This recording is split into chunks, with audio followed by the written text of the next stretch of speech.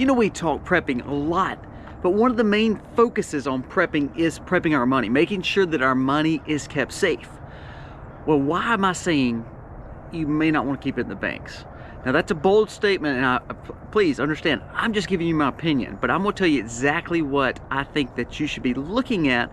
That way, when we talk about prepping, when we talk about getting the things that we need, when we talk about making sure that we are keeping our family safe, financial prepping is a big deal. Let's jump into it today, and some precautionary facts of why I say what I say, but then also what can we do to make sure that we are safe when it comes to our money.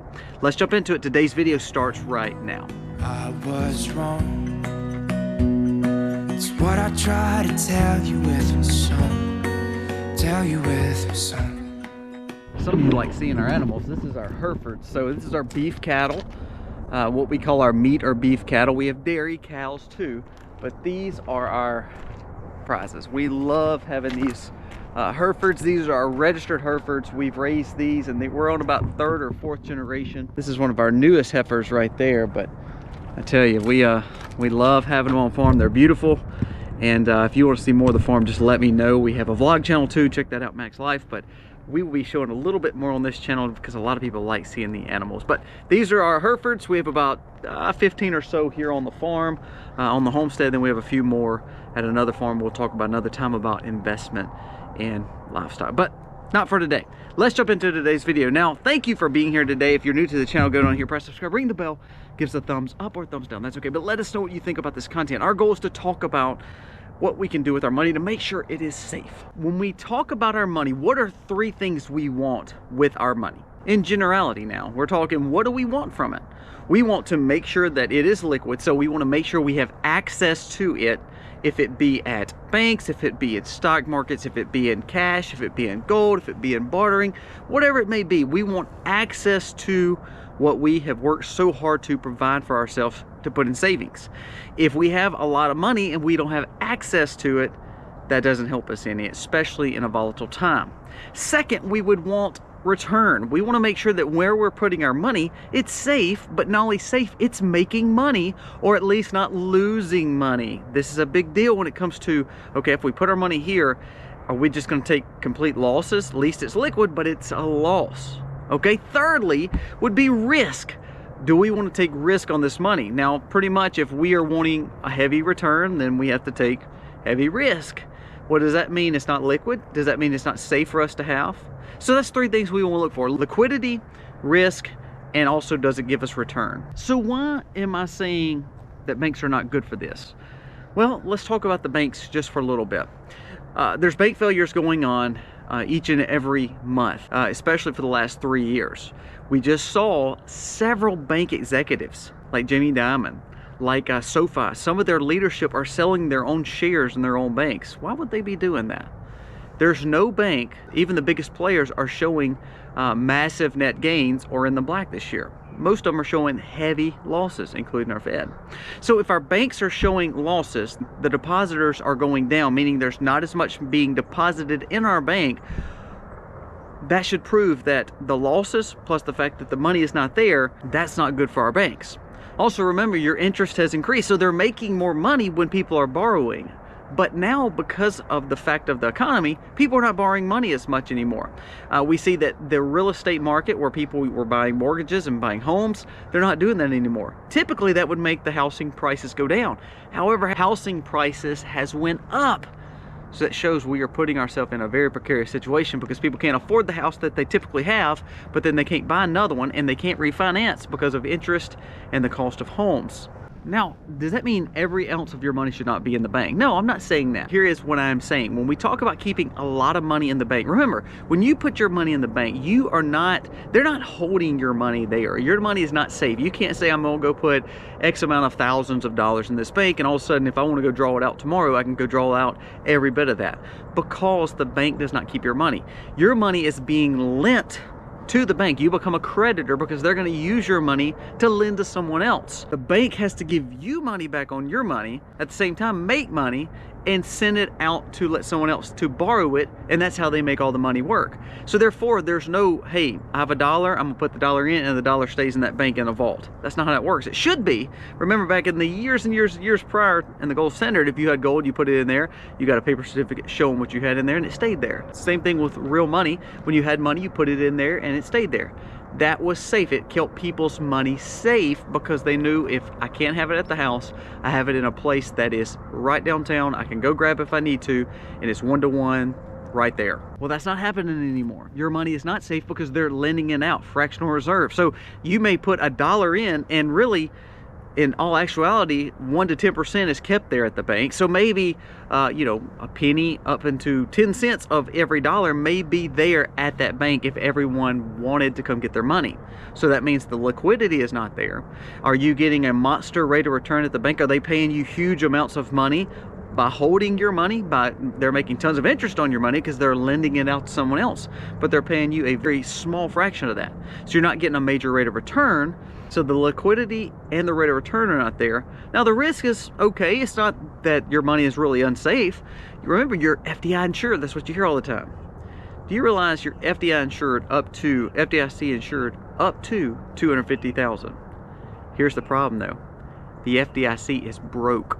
Do you know they don't have enough, the FDIC insurance, to about 1.5% of all depositors? So say you have a major banking issue like we've seen. Do you realize the bank FDIC only has 1%, a little over 1%, less than 2% of deposits that it can cover? So how safe really is your money? It's backed by a government that is spending money like crazy. So is it really risk or no risk? So recapping, your money is not safe because they lend it out. People are not paying back their own money. Deposits are going down. Banks are showing massive losses. CEOs of these major banks are also selling their own shares of the bank. So that's a little freaky. The government can insure all this because remember, they only have 1% or less than 2% of all depositors in banks, that even though people are taking money out, they still don't even have enough to cover the deposits that are in the bank. Don't keep excess in the banks. We always try to say keep a few months maybe of spending in the bank, but pretty much don't keep your main wealth in the bank. Now, where do you put it if all of a sudden it's not in the bank? Well, let's talk about a few things. People are moving towards Bitcoin. Now, let me tell you why I think that's absolutely stupid. You can make money. It's a get rich quick right now because, man, the Bitcoin is going up. But just last week, the volatility is there, and you're seeing more regulatory bodies on it. You're seeing senators like Warren, who I don't like, Elizabeth Warren, who is now pushing against it. You're seeing more and more big players saying, you know what, I don't know about this Bitcoin. So what's going to happen? You're going to see more regulation. And remember, what is Bitcoin based on? It's based on mining of a commodity style digitized money. Is that any more real money, any real value other than the speculative dollar that everybody tells they're moving away from? Think about it. What is Bitcoin based on? Truthfully, now don't give me this Michael Saylor answer. I'm saying, what is Bitcoin based on? It is based on the speculation of a parallel economy. Well, the more regulation that hits, the more that the government buys into the digitized currency, the more that big players like BlackRock buy into Bitcoin. Is it really a parallel society? And remember that risk, return, liquidity. How quick can you get your Bitcoin out if you needed to? Are you making a good return? Yeah. Is it risky? Yeah, because the volatility is like 20,000 to 40,000 to 60,000 to 100,000, then back down to 20,000. Volatility is pretty heavy. So the risk is there. So why would you want to keep it in Bitcoin that's so speculative, that's even more speculative than cash? Well, Colby, you're telling me all this stuff not to do with money. So what do you do with money? Well, first of all, you got to get out of debt because you are always a slave to the lender. You don't want to be a slave to the bank, so you have to start paying off debt. Try to do all you can to sacrifice to get the debt off of you. So use your money wisely. That's a better rate of return, because if you're paying 5 to 7% for a note at the bank, that means you're losing 5 to 7%. That means if you start paying it quicker, you're going to gain 5 to 7%. Now, if you have money in the stock market's not bad, but remember, if you're putting all your wealth there, how safe is it? The risk return, the fact that we're going through a recession, and also the fact that you may not can get it liquid quick. So where would you put it? Maybe look at a CD or a money market account in the stock market, because they're guaranteed price fixes, such as you're making a guaranteed rate of return of 3 to 5 to 7%. That's a lot better than just risking the market for a 12 or 13% rate of return, but then also you could lose 2%, 3%, 4%, depending on how the market does. So I'm just telling you my opinion. I would put it in something like a money market account or CD that has a based rate where you know what your rate of return is and it's safe. Now, I would not put my money that I need quickly in the stock market, just like I wouldn't in Bitcoin, just like I wouldn't in the banks. I want to keep some liquid money out. If I want liquidity, cash is king. Now also, if I'm looking for generating wealth and having something for my family, you have to look at bartered food, bartered goods, and also gold and silver, because it's a precious metal. No matter what, China, India, Poland, and a lot of other countries, Russia, and even your own Fed is buying gold. What does that mean? That means just like the bank CEO selling their own stock, that's a little crazy and it should make you worry about your banks.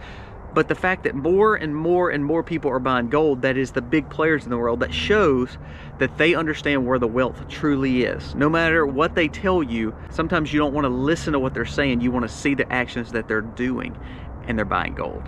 Gold is where your wealth will always be. It's been here forever, and it will stay here forever until Jesus comes back, which I'm totally fine if Jesus comes back soon, because this world we live in is crazy, by the way. But anyways, I digress.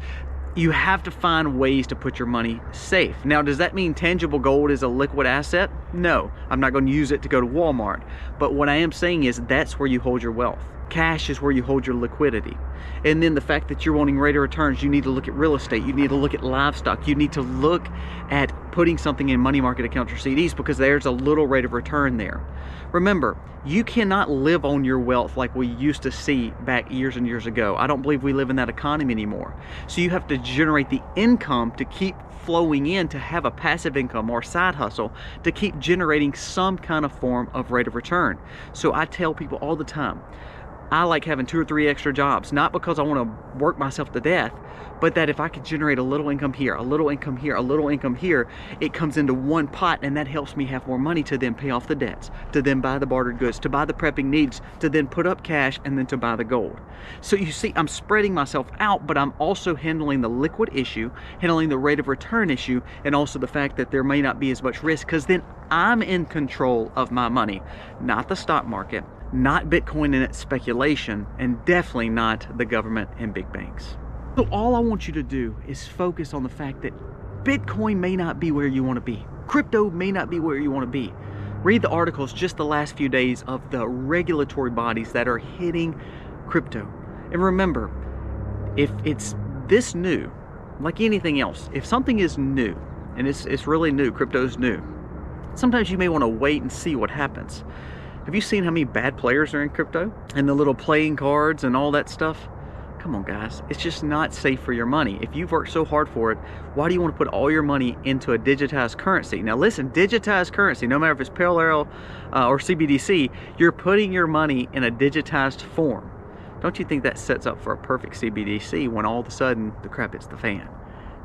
It's a pretty easy programming and a pretty easy way to switch you over from a Bitcoin to a CBDC quicker than you realize, all because the more regulatory bodies are on it, the more that the big players jump in it, just like they did the stock market, like BlackRock's, Vanguards, and all that fun stuff, the more you're just getting baited to a digitized currency. The big banks are buying into it too. So if you have millions and millions and millions of dollars in the bank, or you have tons and tons and tons of debts tied in the bank, if the banks say, well, we're going to a digitized currency, we can't give you your cash, and also the banks are struggling, so we're going to pay you back in a new Fed coin, that makes perfect sense, doesn't it? So all this stuff is, you're allowing everybody else to have say over your money and not you. Well, if you learn to keep your money, have cash, hold gold, pay off debts, buy bartered goods, prep by buying some livestock or real estate, then you're actually in control of your own wealth, and start looking at side hustles to keep that generating rate of return coming in. The money that you're keeping in the banks, make sure it's making money in savings or in money markets or CDs. If it's not, then the bank doesn't deserve to hold your money. Again, all these things I tell you, your grandma probably would have told you, but we live in a world that we have lost sight of knowledge. Another thing, if you're investing in your educational system, have you seen the educational system lately? It's falling to pieces. So is that a wise investment? Another thing, if you're investing in cars and you're saying cars are a good investment because it gets me from here to there, the fact that the cost of the cars are going up crazy and the the fact that this is just a liability because the value of it goes down exponentially when you start driving it, it's not a good place for your money. So let's think through where we put our money and what we borrow money for and what we want to pay on for the rest of our lives. I want to pay myself. I want to pay into things that bring value to my family, not the stuff that loses money or that someone else has control. Guys, thank you for watching today. Let me know what you think. There's a bunch of wise snippets in here, but it's really just common sense. The reason I do these videos is because I want you to have financial independence. If you don't have financial independence, you can never do anything, and you're always going to be a slave to the lender and always have to listen to what the government tells you to do, and you lose freedom and liberty when you don't have financial independence. Most of all, if you don't have a spiritual independence, such as following Christ, and you're not spiritually prepped, I think that's going to be a bigger issue than the financial issue. When we start building a wise outlook on life, we start seeing spiritually we need to prep, financially we need to prep, then we start saying physically I need to prep, I need to have the goods that I need. All that stuff matters. All that stuff goes together. We want to homestead, we want to live sustainable. That means prepping, that means taking care of ourselves, taking care of our families. We can do it if we just look for discernment, gain wisdom, have a common sense approach, and just kind of wake up to the fact that sometimes the things that people tell us may not be benefiting us as much as it benefits them. So that advice, make sure it's wise for you. I don't want to tell you anything to do with your money that you can't always tell yourself and that you can't always be in control of it. I don't want to tell you to put your money here, there, or give it to me, because if I have it, that means you don't have control of it. So focus on keeping control of your money. When you have financial people that tell you, well, put your money here, here, here, here, and I'm in control of it, does that mean that's smart for you? Because you may not be the one that's actually in control. Guys, thank you for watching. Let me know what you think. My crazy comment below what your thoughts are. Guys, we really appreciate you watching. God bless. Happy homesteading, y'all. Didn't I make you smile? Didn't I make you feel like you were happy for a while?